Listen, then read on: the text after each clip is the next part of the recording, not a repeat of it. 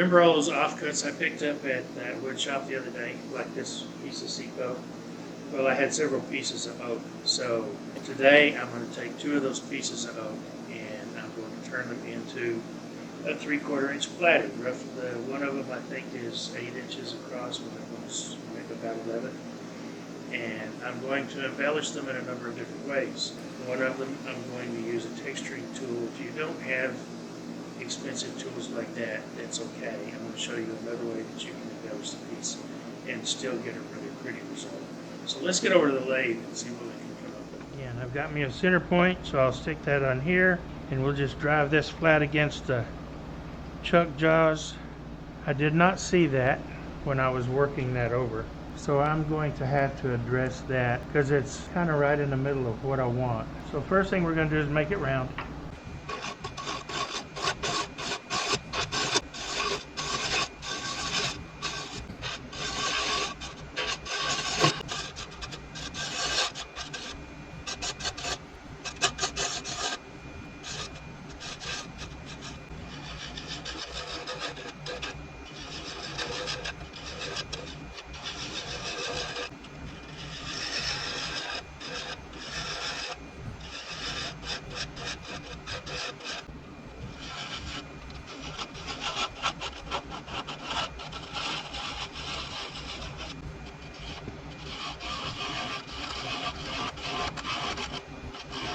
I got in your way again, didn't I? Sorry about that. It was the visor of my helmet. We got to figure out where we want to do this. This obviously has to come down to here.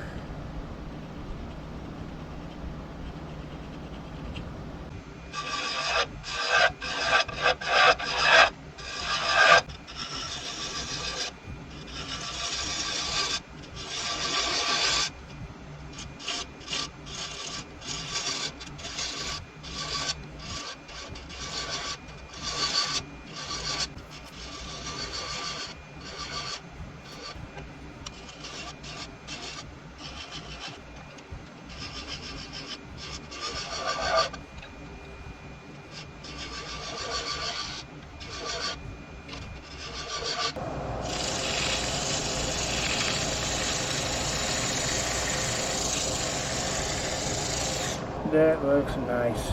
Now I'll turn it around, check it up.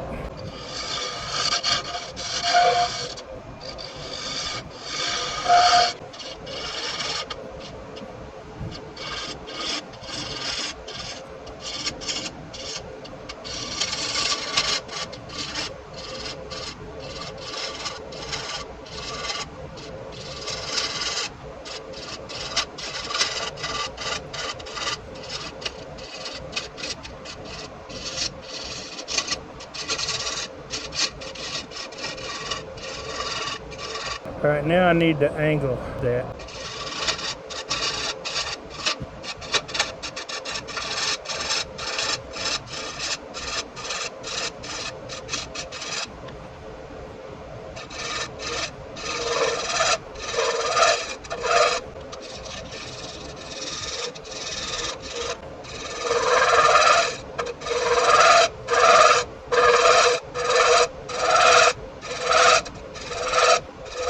Now I will sand this to remove any tool marks.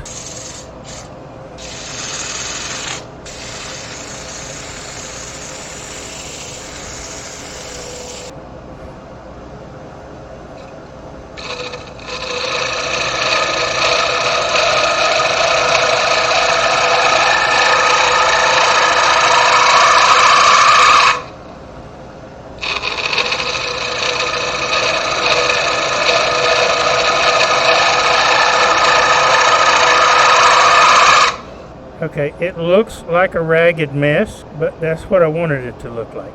And you'll see why. Now I'm sanding it at 120 to remove all of the hair off and fuzzies and stuff from the extra tool. Okay, so I just used my point tool and made me a perimeter mark here. Often it's good to define both edges. But since this goes to the edge, I don't really want to. In the words of Bobby Brown, It's my prerogative.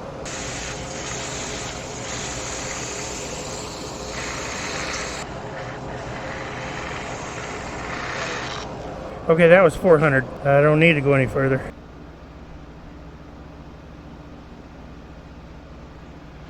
Alright. This is Speedball Black India ink. I think I might be able to get that into the brush. We'll keep trying.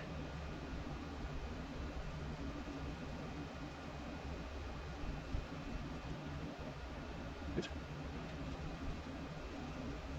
This one is pretty deep. That's okay, so that's where I want it.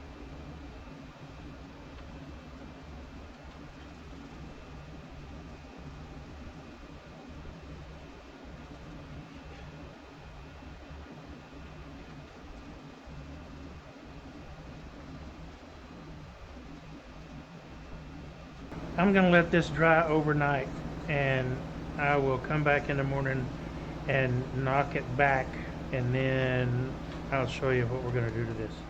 This is set overnight and dried nice. Now I'm going to apply some General Finishes White Mist Stain.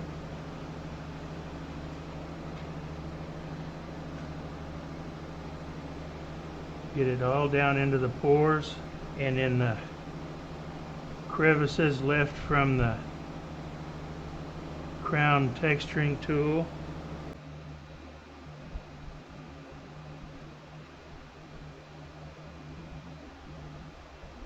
So I'm going to pour the drain plus into the crevices left on the tool, which is fine with me.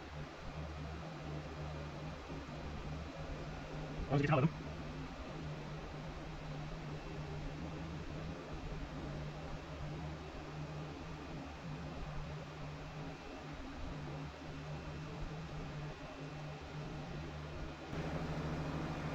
And now we'll wipe it off.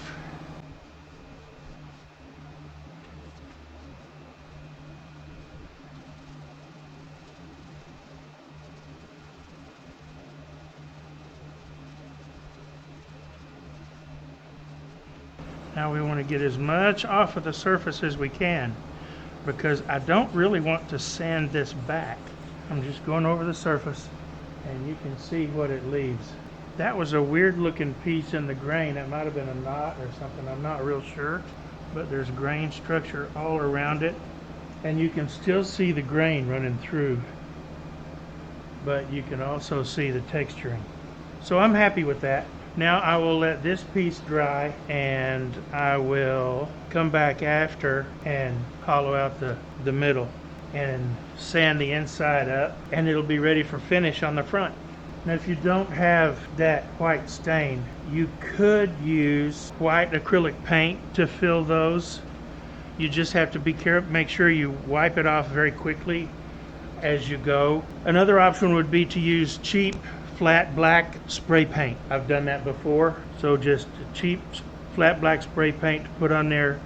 Then you could fill your texture or your grain with white acrylic paint. Again, it's cheap, and then you could get that off easier, wash it off.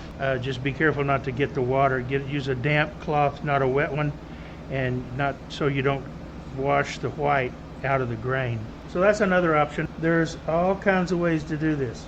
But Billy, I don't have one of those expensive Crown or Sorby texturing or spiraling tools like you do.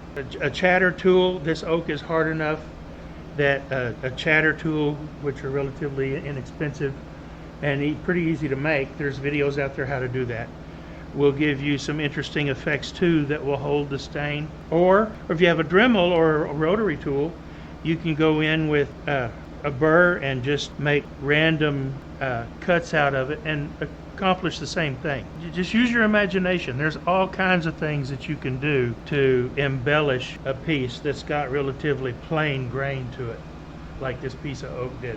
Really, really pretty woods, you don't necessarily want to do that with.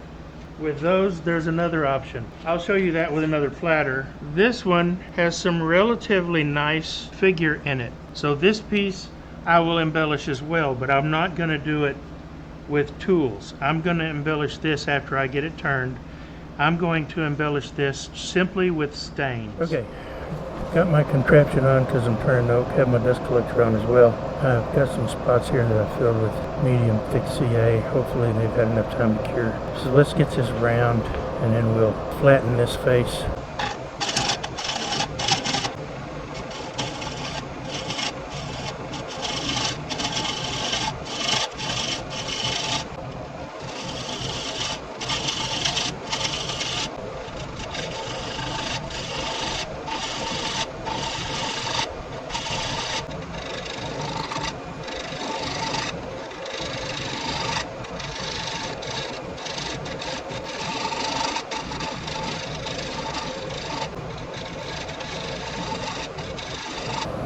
Getting there, but I ain't there yet.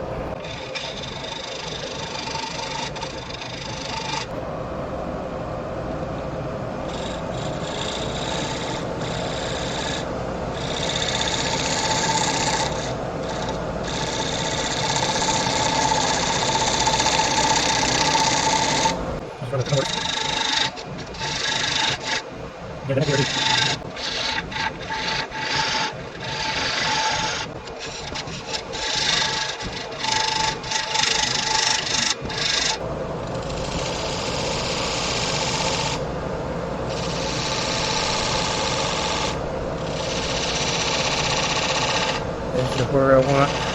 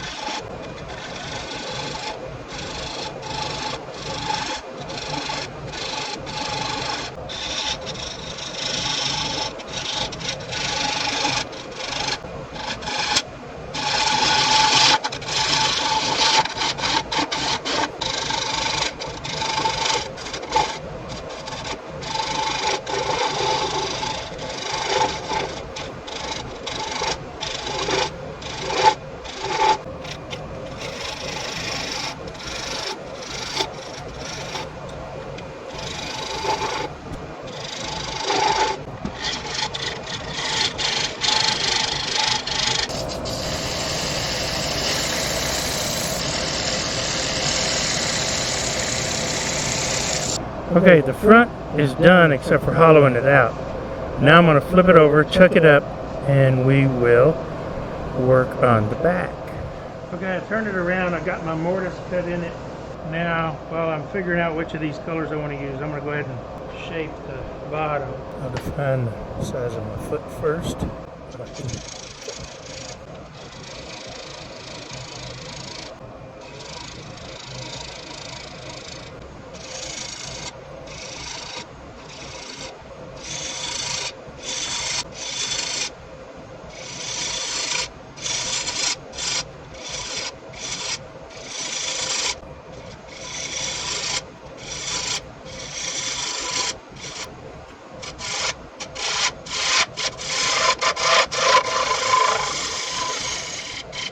See how it cleaned all that tear out up?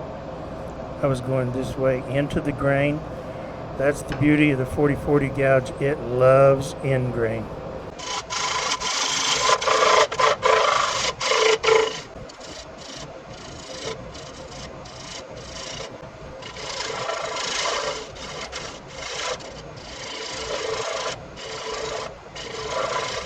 Picking up a lot of tatter because of how thin this is.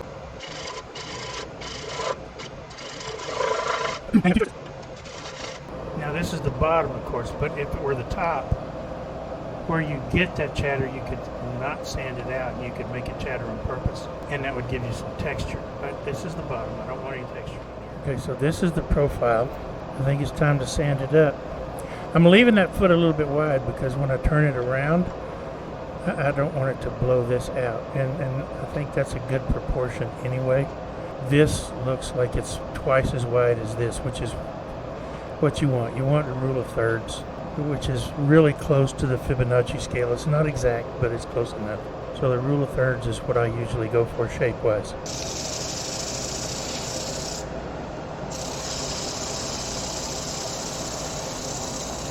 Okay, the bottom is sanded. Not quite done in here yet. I'll need to turn this around when it's finished and flatten this up. Okay, I decided to do both the aqua and the coral. I did the aqua on the outside. Here.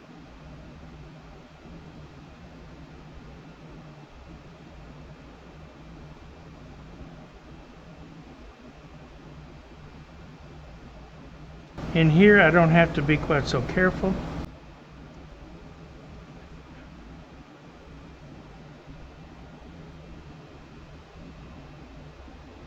There's any number of ways that you can embellish a bowl. I've shown you several in this video. One is simply by using stain and using a variety of different stains. It's not that difficult, and stains are not terribly expensive. Now what I'm going to do is this ring in here I'm going to burn. I'm going to use a piece of Formica. This is a sample. You can get these free at any big box store. A really thin piece of hardwood will work as well. You want to speed up when you're doing this because you want to generate friction.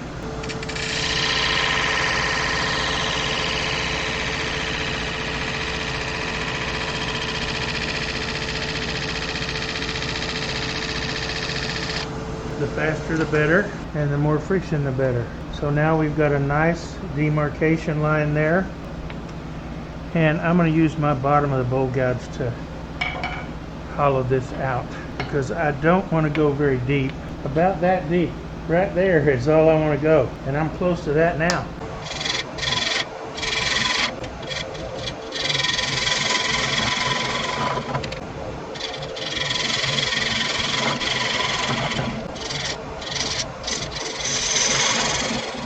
Yeah, the 40-40 cut is a lot better.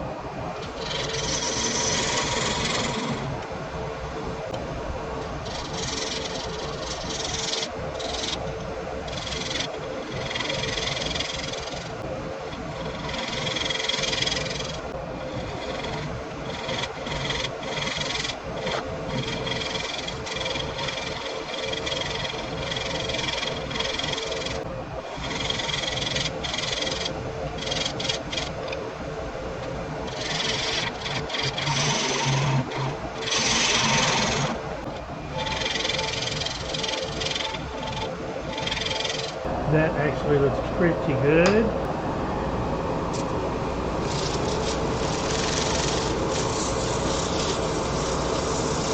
These colors will pop more when I spray the lacquer on, but I need to let this stain cure overnight before I do that. And except for the bottom of the finish, this platter is done. Okay. Now I want to turn the inside of this out and get it sanded up.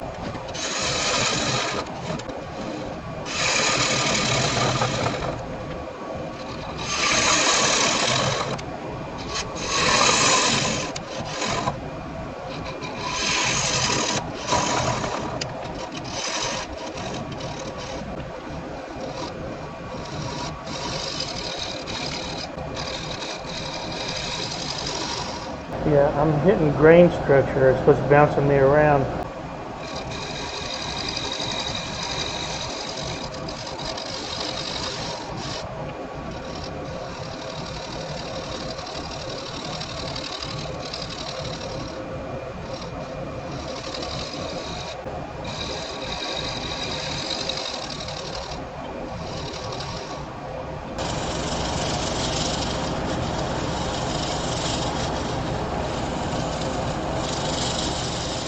Okay, the tops of these two are completely finished. You've got a little grain bleed from the India ink in there. I don't think there's anything I can do about that. I could paint the inside gold. Let me try that. If I don't like it, I can always sand it back. Just another way to embellish.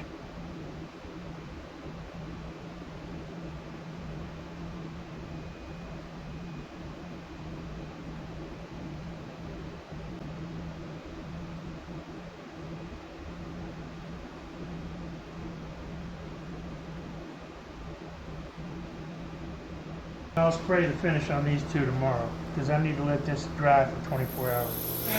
Remember the black and the teal platters? Well, I've burned the bottom of the black one.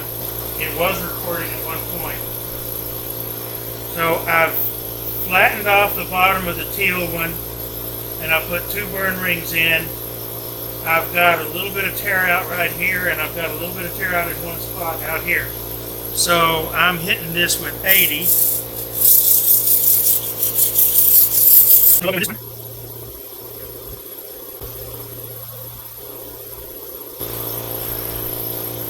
Neither one of those burns came out good. I thought they would, but I have a solution. So let's get these over to the finishing table and put some finish on the back. Okay, time to put some finish on the back. After I get the finish on and after it's cured a couple of days, I will glue my logo coin on there. It won't be perfect, but it'll look better than that does.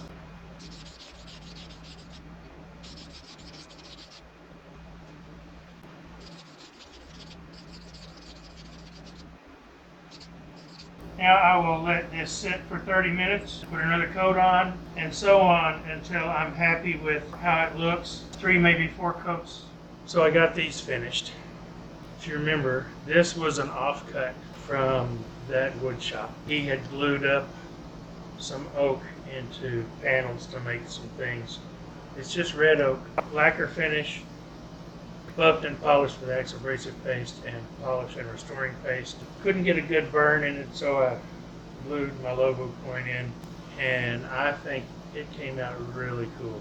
I love the texturing. I did that with a crown spiraling tool. But Billy, I don't have expensive tool like that, and they are not cheap. The crown is a little less expensive than the Sorby, but not by much. But I don't have one of those. Well, there's other ways to embellish, like I did this one.